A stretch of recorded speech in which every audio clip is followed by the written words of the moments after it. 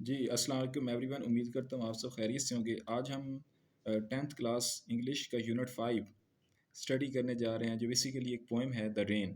اس کی جو ایکسپلینیشن ہے پوئم کی وہ ہو چکی ہے۔ اب ہم اس میں اس کی جو سمری ہے اور پوئٹ کون سا ہے اس کا، اور اس کا تھیم کیا ہے، اس کا ٹیسٹ کیا ہے، اور اس میں کون سی کوٹیشنز ایڈ ہو سکتی ہیں، اور اس پوری پوئم کا جو نچوڑ ہے، جو اس کا کرکس ہے، یعنی جو اس کا تھیم ہے وہ کیا ہو سکتا ہے، یہ ساری چیزیں ہم اس کے آج کے اس لیکچر میں سیکھنے جا رہے ہیں۔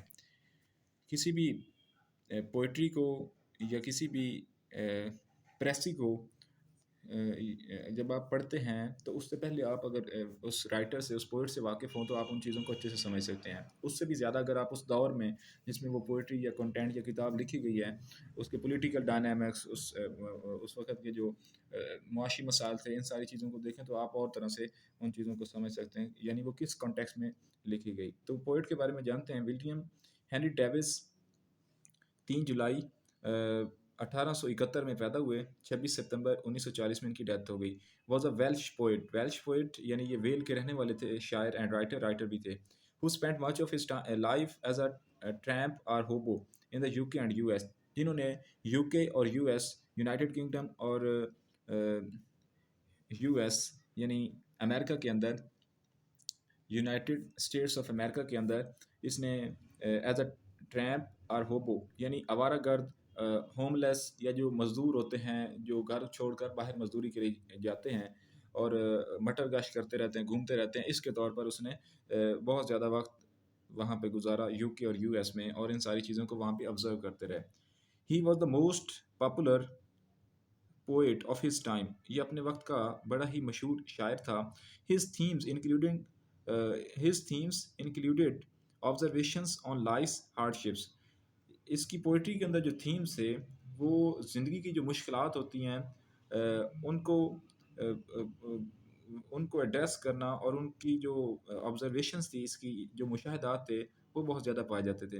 دا ways the human condition is reflected in nature, فطرتی ماحول کے اندر یا فطرت کے اندر انسان کی جو صورت حال ہے وہ کس طرح عکاسی کرتی ہیں۔ His tramping adventures and the characters he met, وہ ذاتی طور پر ایک ٹریمپنگ ایڈونچرز جو اس نے فیس کیے، اور بہت سارے جو کریکٹرز سے جس سے اس کی ملاقات ہوئی، ان ساری چیزوں کو اس نے اپنی شاعری کے اندر، اپنی پوئٹری کے اندر عکاسی کی، اور نیچر کے ساتھ ریلیٹ کر کے سارے آئیڈیاز کو اس نے شیئر کیا۔ His work has been classed to as Georgian, اس کا جو کنٹینٹ ہے اسے جارجین کنٹینٹ کے طور پر ایکسیپٹ کیا جاتا ہے، though it is not typical of that class of work in theme اور اسٹائل، اگرچہ تھیم اسٹائل کے اعتبار سے وہ اس نوعیت کا نہیں ہے، اس کے باوجود اس کو اس طرح کا کنٹینٹ سمجھا جاتا ہے۔ ٹھیک ہے، تو کوٹیشن جو ہے رین ہے، چونکہ سمری ہے تو اس میں کس قسم کی کوٹیشنز ایڈ ہو سکتی ہیں ڈفرینٹ جگہوں پر، شروع میں، درمیان میں اور لاسٹ پہ، تو اس کا جو آپ کی سمری ہوتی ہے اس میں ایک اچھا امپیکٹ آتا ہے۔ I find peace in the rain as if it's washing away all my worries and fears، یعنی میں بارش میں پیس محسوس کرتا ہوں کیونکہ یہ میری جتنی بھی پریشانیاں ہیں یا خوف ہیں ان کو بھی دھو دیتی ہے۔ Raise your words not voice, اپنے الفاظ یعنی بڑے بڑے الفاظ کا چناؤ کریں، اونچی آواز کا چناؤ نہ کریں۔ It is rain that grows flowers, یعنی یہ بارش ہی ہوتی ہے جو پھول اگاتی ہے، ناٹ تھنڈر، بادل نہیں ہوتے جو پھول اگاتے ہیں۔ تو یہ کتنی گہری بات ہے، جلال الدین رومی فرماتے ہیں، یہ ان کی کوٹیشن ہے۔ نیکسٹ کی کوٹیشن ہے دا سن after the rain is much beautiful, سورج بارش کے بعد زیادہ خوبصورت ہوتا ہے، دین دا سن بیفور دا رین، اس سورج کی نسبت جو بارش سے پہلے ہوتا ہے، جو سورج بارش کے بعد نکلتا ہے وہ زیادہ خوبصورت ہوتا ہے، کیونکہ بارش کے بعد نظارہ صاف ہو چکا ہوتا ہے۔ یہ بل وٹرسن، اگر آپ کو ان کے نیم یاد رہتے ہیں تو آپ نیم بھی لکھ دیں، ادروائز سمپل آپ کوٹیشنز لکھ لیا کریں۔ Look deep into the nature, فطرت میں، نیچر میں گہرائی سے دیکھو، and then you will understand everything better, تو پھر آپ کو پتہ چلے گا کہ ہر چیز ٹھیک ہو گئی ہے، ہر چیز ٹھیک ہے۔ آج ہم جو جس طرح کی زندگی گزار رہے ہیں یہ نیچر سے ہٹ کر ہے، نیچر کے مطابق ہی اگر ہم چیزوں کو ایکسیپٹ کر لیں تو ہمارے اندر بہت ساری تبدیلیاں آ سکتی ہیں۔ تو یہ آئنسٹائن کی کوٹیشن ہے جی۔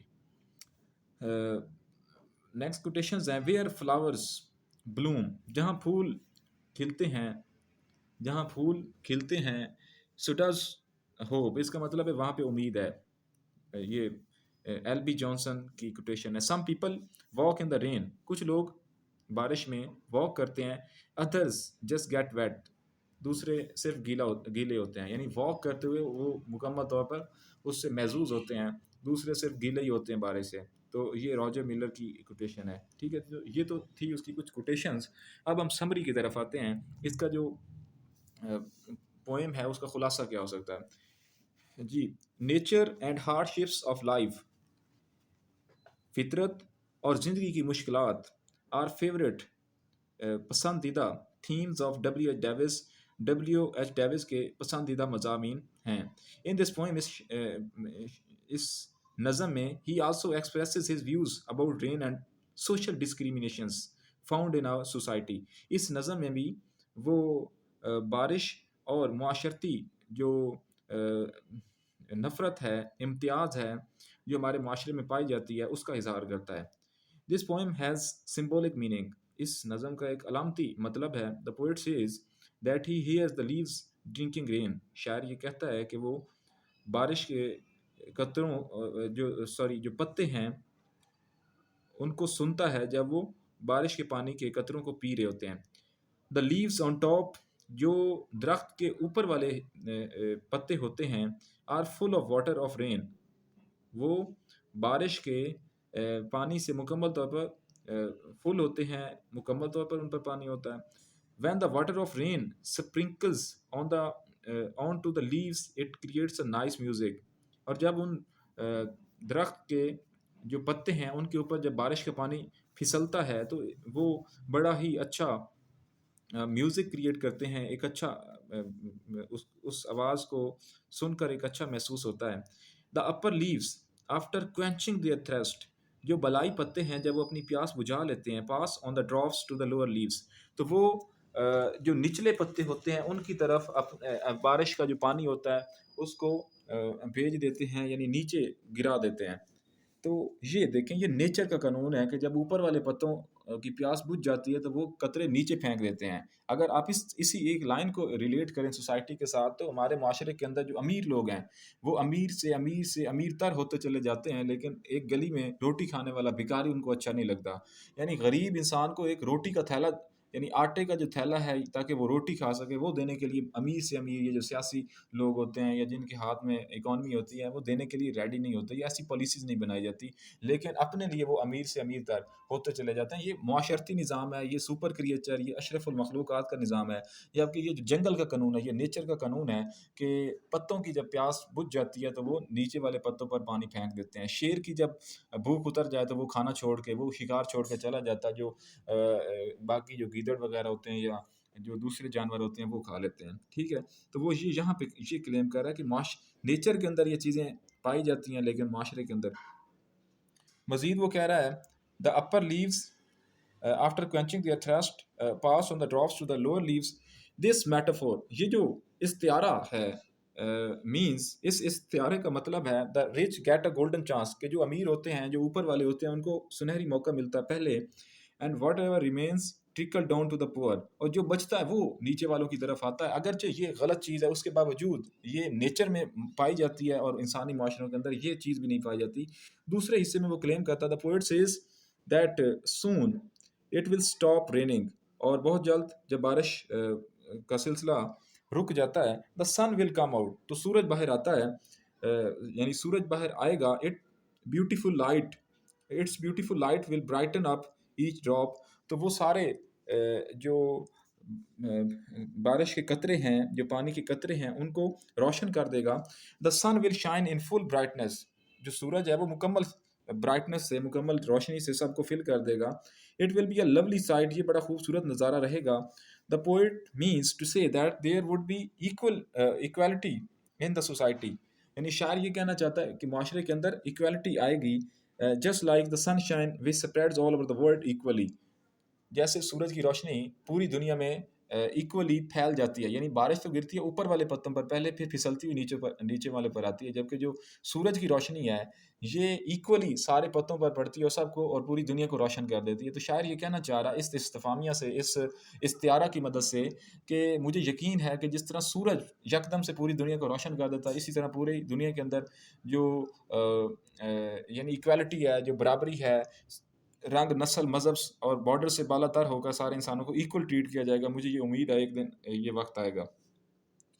آگے وہ کہہ رہا ہے this sunshine is both for the dark round drops, یہ کالوں کے لیے بھی ہے، یہ ڈارک راؤنڈ ڈراپس کے لیے بھی ہے، اینڈ رچ گرین لیوز، اور جو اوپر والے بلائی گرین لیوز ہیں ان کے لیے بھی ہے۔ تو یہ سن شائن بیسیکلی یہ وہ شو کر رہا ہے کہ اس طرح کا ایک سسٹم میں چاہتا ہوں کہ دنیا کے اندر، اس معاشرے کے اندر بھی آئے۔ تو یہ کتنا بڑا میسج ہے، اس کا تھیم پڑھتے ہیں اور پھر lecture and. W. Davis' favorite themes are nature and hardships of the poor. This poem also has a symbolic meaning. اس کا بھی ایک علامتی مطلب ہے۔ The upper leaves get the rain drops and quench their thirst. بلائی پتے پہلے رین drops لیتے ہیں اور اپنی پیاس بجھاتے ہیں۔ Afterward they pass on the drops to the lower leaves. نچلے پتوں پر پانی بھیجتے ہیں۔ This metaphor means that the rich get a golden chance first and whatever remains trickle down to the poor people. But the poet hopes that there would be equality in the society, just like the sunshine which spreads all over the world equally. This sunshine is both for the dark round drops of the rain and rich green leaves. Okay, thank you.